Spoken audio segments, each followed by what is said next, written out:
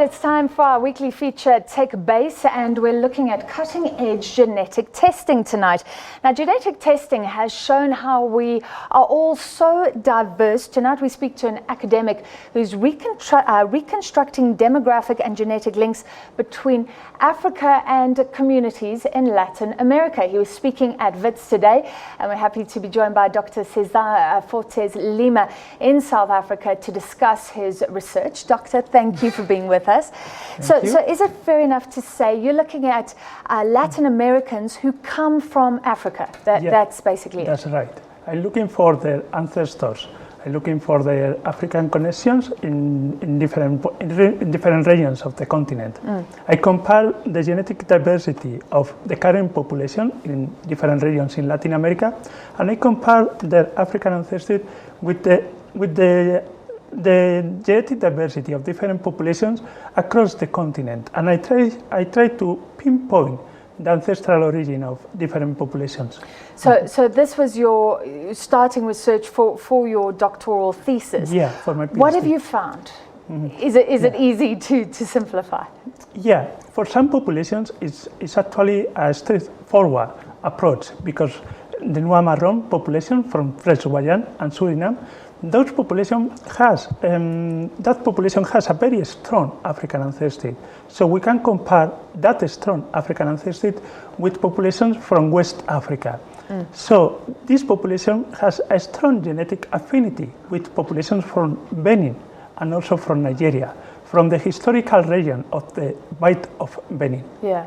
So I've been to Latin America, and a lot of people talk about the mixed race, mestizos. So you're saying we even closer South American populations, African populations than first thought. Is that a summary? Yeah. Some populations, they have been very isolated. For example, the Noir Marron. Their ancestors in South America, they ran away during the slavery. They escape captivity, and they create small communities, and they have been isolated for around 4 centuries, and then they still preserve a strong African identity. We can see that in their languages, in their traditions, in the way they play drums, for example. They have a strong genetic identity. So one interesting anthropological question was to better understand also their African genetic identity. So we studied this population, and we found a strong genetic African genetic identity in this population, and we were able to trace back their ancestors, and we found the connections with the African continent. So you mentioned somebody from Benin in Africa, say. They traveled to South America. Where could they actually go to find close ancestors? Yeah. What sort of, which countries are you looking at? We try to look at all the countries in West Africa. We try to cover all the populations that are living between Gambia to Angola, and we compare the genetic diversity of all those populations with the current populations in South America or in the Caribbean. And for some populations, like this one, the Noir Marron, they still preserve strong affinities with Benin. And that is also supported by linguistic studies. They also find strong genetic affinities with the African words they're using in the current day conversations. So you were talking about these people running away. They were slaves. I don't know if that was sugar plantations. Just tell me what you learned along the way about the slave trade. Yeah. This is a very sensitive issue, especially in Latin America, because some communities, they were able to escape, and they create small communities, and they fought for their freedom during the slave trade period and after the abolition of the slave trade period. Today, those populations are still living in small communities in the Amazonian rainforest, and they create their own identity in other continent, their own African identity very far away from their ancestors. And they after 4 centuries of forced separation, they still preserve their African identity. That is very interesting for me, because it's so they ran away, but to protect themselves, they had to be isolated. Yeah.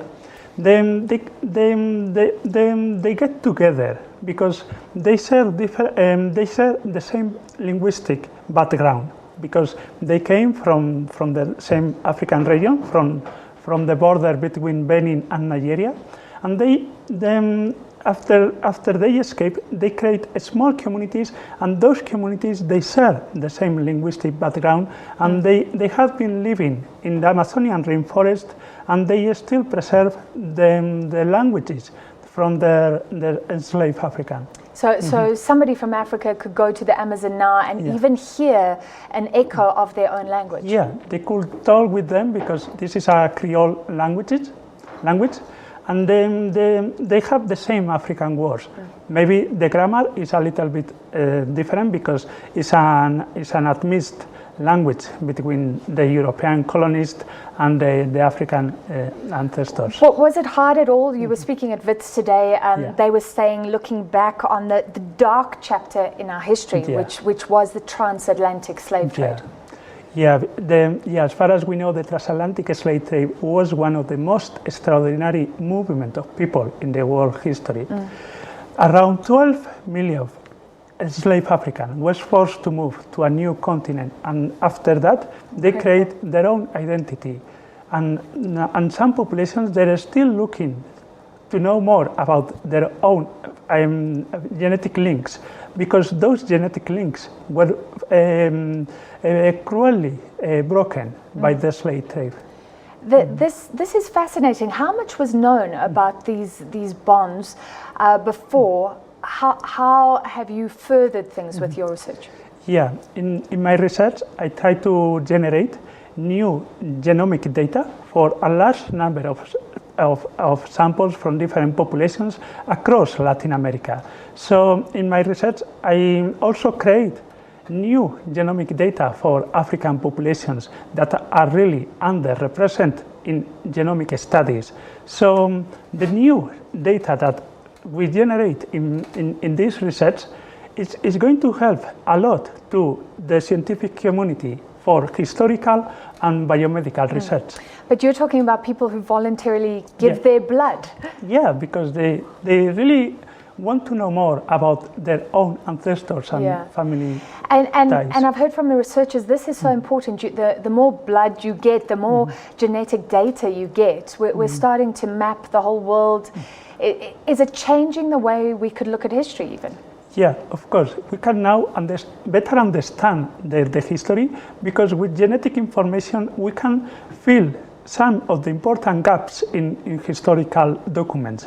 Because with historical documents, we only can know about the embarkation port of enslaved Africans, but we don't have more information about inside of the continent, the African continent, the origin of enslaved Africans that were forced to move to a new continent. And with genetic information, we can go really deep in the continent in order to reconstruct those genetic links. Are you excited about this? Are there any dangers? People talk about genetic warfare, or people using this data not in a good way to harm people? It's not to harm people. It's in an unfair way. Some private companies, they try to use this data, but they don't have the same skills, or they don't have the same data set that we're using today, because we generate new data sets thanks to big collaborations with different researchers in Latin America and also here in Africa. And you're sharing information? We share the information between the scientific community, of course. I don't know if you saw, there was a wonderful advert, an airline offering people in the United States cheaper tickets to Mexico if they had Mexican blood or genetic ancestors. And a lot of people, conservative people who want the wall, were amazed at how much intermingling there was in the past. Is this something that can bring down walls, help with discrimination in your view? Absolutely. It could help a lot to a lot of people because they can now better understand their own identity, because with genetic identity we can know more about genealogies of each family and also populations. And with that information, we can connect people from different regions, from different continents, and it's very interesting to me. Genetic research is fascinating. Thank you very much, Dr. Cesar Fortes-Lima, postdoctoral fellow at Uppsala University in Sweden.